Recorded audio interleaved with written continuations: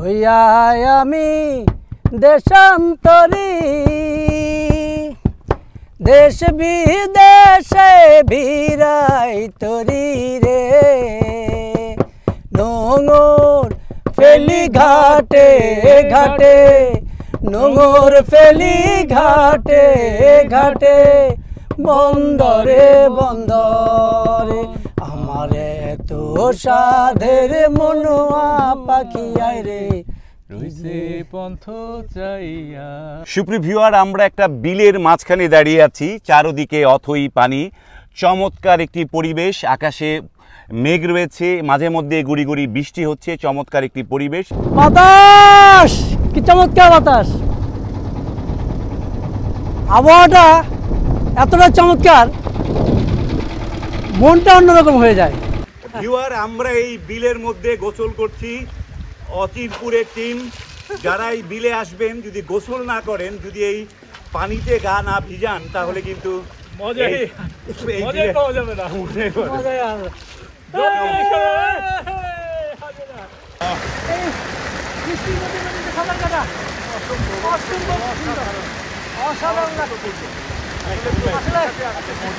সুপ্রিয় ভিউয়ার, দেখতে পাচ্ছেন যে আমাদের পেছনে এক বিস্তীর্ণ একটি বিল এবং এই বর্ষা মৌসুম, ঝিরিঝিরি বৃষ্টির মধ্যে আমরা এখানে আছি। আমরা এই বিলের যে প্রান্তটা সেটিকে বলা হয় বহেরা তৈল, বহেরা তৈলের যে বাজার তার অপোজিটে, এবং এখানে দুটি কফি শপ রয়েছে। আমরা একটা কফি শপের সামনে দাঁড়িয়ে এই ভিডিওটি করছি।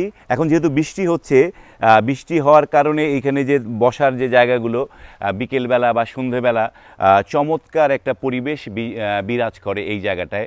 এবং আমরা যদি আমার হাতের ডান দিকে ওখানে অনেকগুলো মাছ ধরার যে, এটাকে কি জাল বলা হয় সালাউদ্দিন সাহেব? হ্যাঁ, ভেসাল জাল, অনেকগুলো জাল এখানে আছে, মাছ ধরছে। এবং যেহেতু এটি এখানে প্রাকৃতিক যে প্রজননের একটা ব্যবস্থা মাছগুলোর, এবং এই বিলে প্রচুর মাছ হয়, এবং আমরা এই বিলটা আপনাদেরকে ঘুরে দেখাবো। আশা করি আমাদের সাথে আপনারা থাকবেন।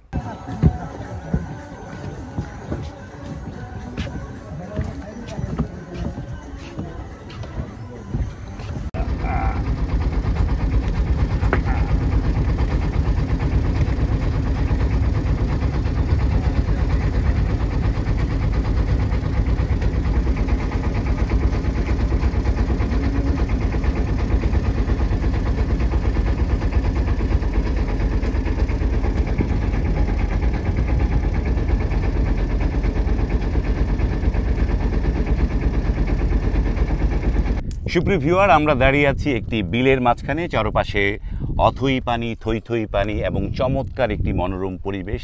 আকাশটা মেঘাচ্ছন্ন, গুড়ি গুড়ি বৃষ্টি হচ্ছে, আবার থেমে যাচ্ছে।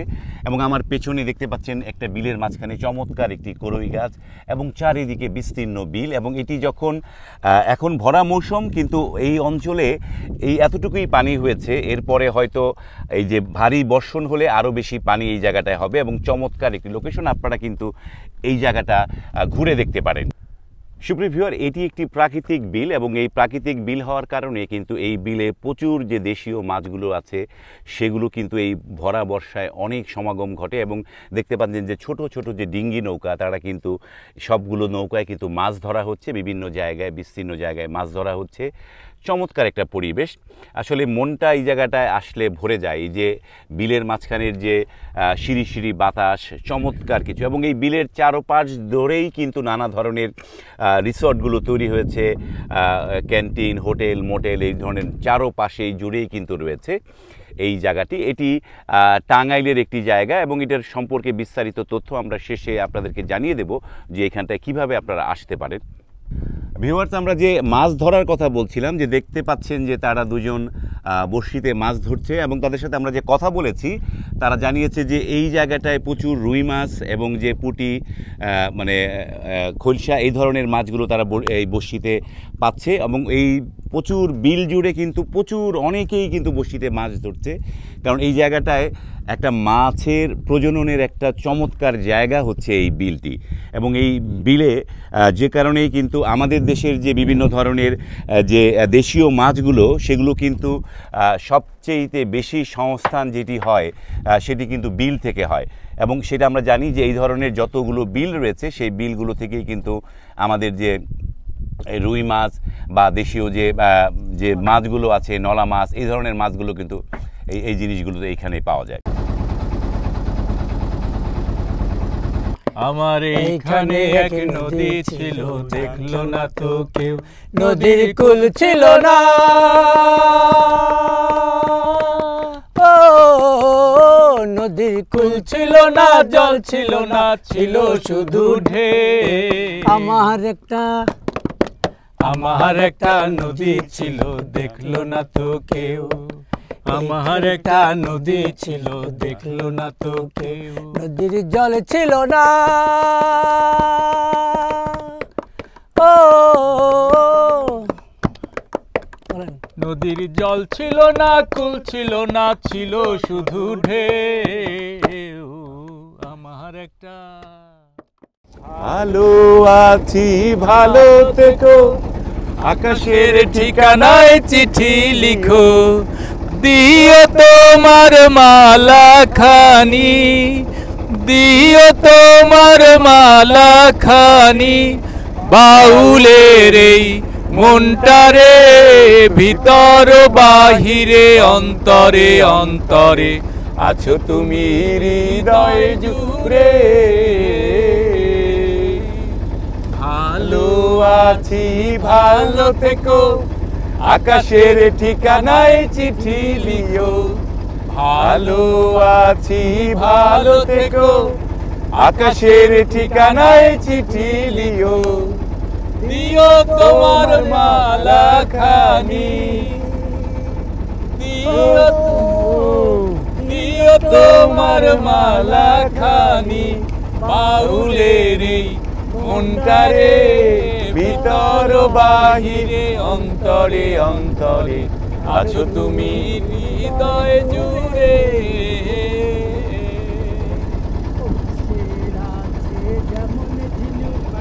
খোলসের আবরণে মুক্তর সুখ, পুষে রাখে যেমন ঝিনুক, খোলসের আবরণে মুক্তর সুখ, তেমনি তোমার নিবিড় চলা, তোমার নিবিড় চলা, বাউলের অন্তরে, ভিতর বাহিরে অন্তরে অন্তরে আছো তুমি হৃদয় জুড়ে। ডান দিকে রাস্তায় হাঁস, হাঁসগুলো না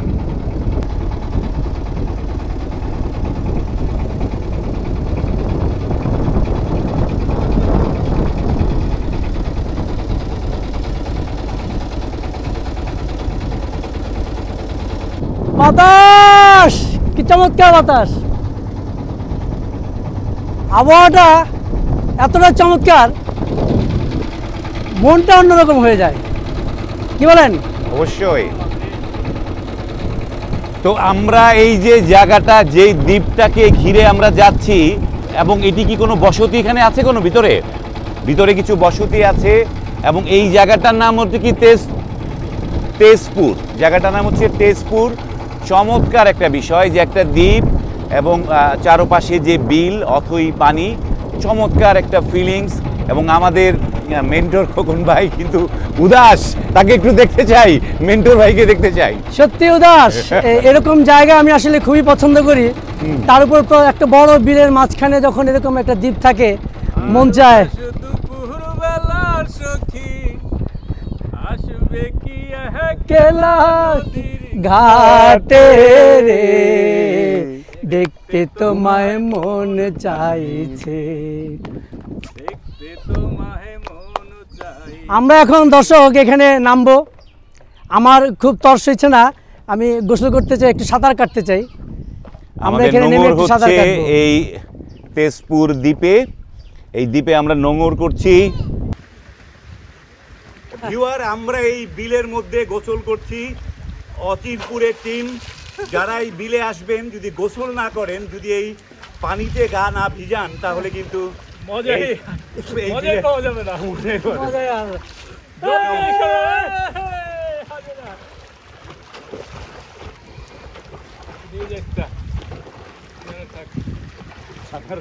পানি কিন্তু বহু দিনের অভ্যাস নাই, দানা বুড়ে ব্যথা লাগিয়ে দিতে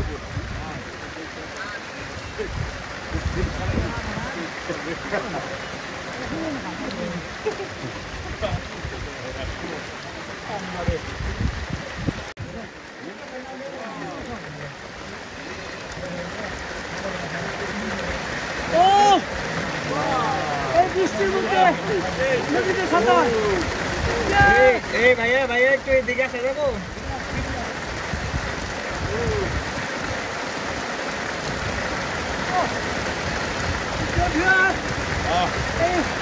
বৃষ্টির মধ্যে নদীতে সাঁতার কাটা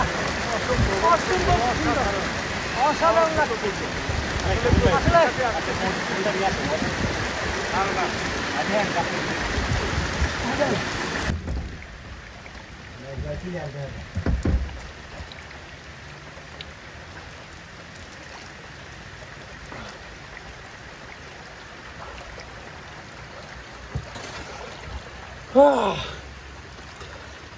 অনেকদিন পর সাঁতার কাটলাম, খুব ভালো লাগছে।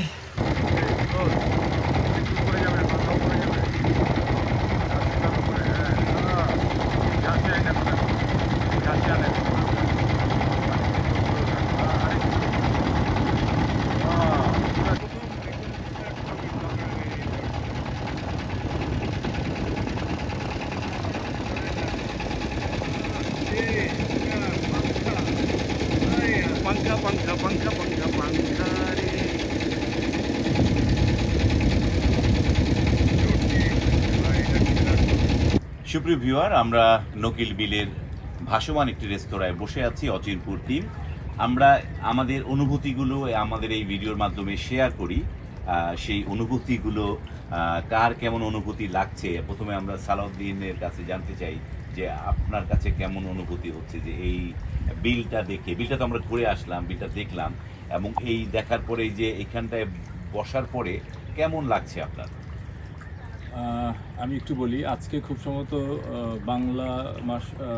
বাংলা ভাদ্র মাসের 5 বা 6 তারিখ হবে খুব সম্ভবত, কিন্তু প্রকৃতি একেবারে বর্ষার রূপ নিয়েছে।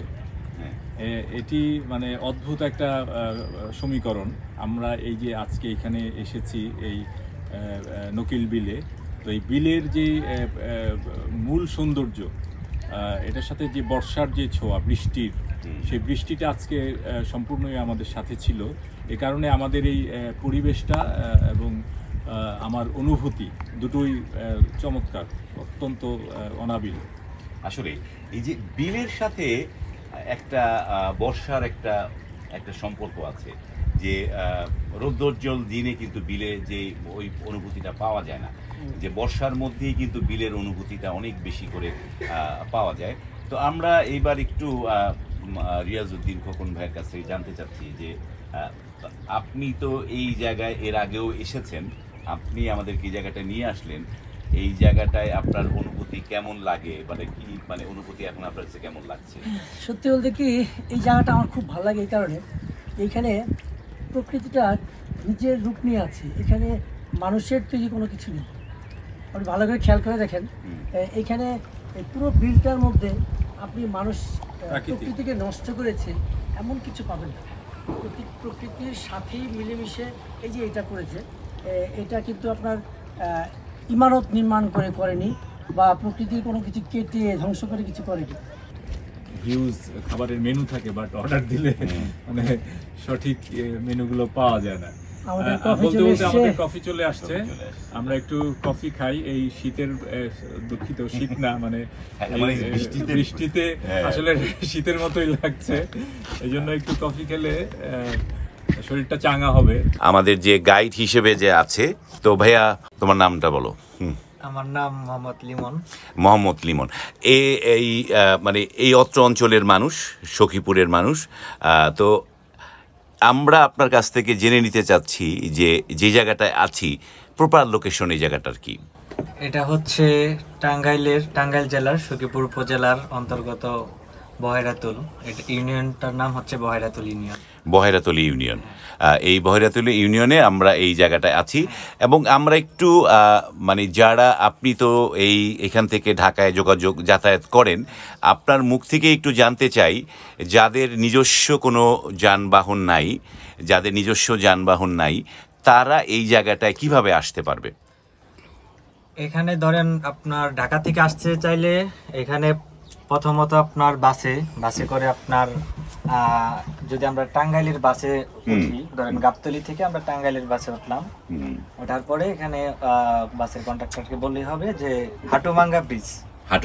হ্যাঁ, হাটুভাঙ্গার নাম গোরাই বললে আবার হচ্ছে গোরাই থেকে আবার হাটুভাঙ্গা পর্যন্ত অন্য একটা যানবাহন আসতে হবে। আপনি ডাইরেক্ট টাঙ্গাইলের বা উত্তরবঙ্গের যে কোনো বাসে উঠে আপনি হাটুভাঙ্গা নেমে গেলেন। হাটুভাঙ্গা থেকে নামার পরেই আপনার সখীপুরের যে রাস্তাটা, ওই রাস্তাটা আপনি পেয়ে যাবেন এবং কি ওই সখীপুরের রাস্তা থেকে আপনি যে কোনো একটা সিএনজি বাসও চলে, বাট বাসে অনেক দেরি হবে। আপনি সিএনজির ভাড়া নেবে মিনিমাম 80 টাকা জনপ্রতি। হ্যাঁ, জনপ্রতি 80 টাকা। জনপ্রতি 80 টাকা ভাড়া করে আপনি একদম হাটুভাঙ্গা থেকে সখীপুর চলে আসতে পারবেন। এবং সখীপুরের স্ট্যান্ড থেকে আপনি যে কোনো অটো অথবা ওই যে ছইয়ালা যে অটোগুলা চলে ওগুলা আপনি চাইলে সিএনজিও নিতে পারেন, তবে সিএনজির কষ্টটা বেশি হবে। এমনি অটো ভাড়া সাধারণত এই বহেরাতুলের 30 টাকার মতো। 30 টাকা? হ্যাঁ, ওই সখীপুর বাজার থেকে যে কোনো অটো নিয়ে 30 টাকা ভাড়া যোগে, প্রতিজনের 30 টাকা ভাড়া যোগে আপনি এই বহেরাতুল চলে আসতে পারেন। তার মানে আমরা জানলাম যে খুব একটা মানে যাতায়াত ভাড়া খুব একটা বেশি না এবং এই জায়গাটার লোকেশন দিনে এসে দিনে এখান থেকে বেরিয়ে চলে যাওয়ার যথেষ্ট সুযোগ আছে। এখান থেকে রাত্র সন্ধ্যার পরেও তো এই অটোগুলো মানে চলাচল করে, সবকিছু চলাচল করে। হ্যাঁ, এখানে একটু বলা বাহুল্য যে এখান থেকে আপনি সখীপুর থেকে এখানে আসতে পারবেন, বাট এখান থেকে সন্ধ্যার পর আপনি সখীপুর যাওয়ার অটো খুব কম পাবেন। মানে সন্ধ্যার আগে এখান থেকে ফিরতে হবে। আর যদি নিজস্ব কোনো যানবাহন থাকে সেটা অন্য বিষয়, কিন্তু এখান থেকে আপনি সখীপুর যাওয়ার অটো মানে কমই পাওয়া যাবে সন্ধ্যার পরে, যেহেতু শালবনের ভিতর দিয়ে। আবার হচ্ছে সিএনজি পাওয়া যাবে। দেখা যায় যে আবার অনেক সময় ওরা কি করে আপনার সন্ধ্যার পরে ভাড়াটাও বাড়ায় দেয়। ওকে, তো আমরা আপনাকে অসংখ্য ধন্যবাদ। আমরা একটা বিস্তারিত তথ্য আপনাদের সামনে স্থানীয় মানুষজনের কাছ থেকে আমরা এই জিনিসটা জানালাম। আশা করি আপনারা বুঝতে পেরেছেন। তো এই পর্যন্তই, ভালো থাকবেন। আল্লাহ হাফেজ।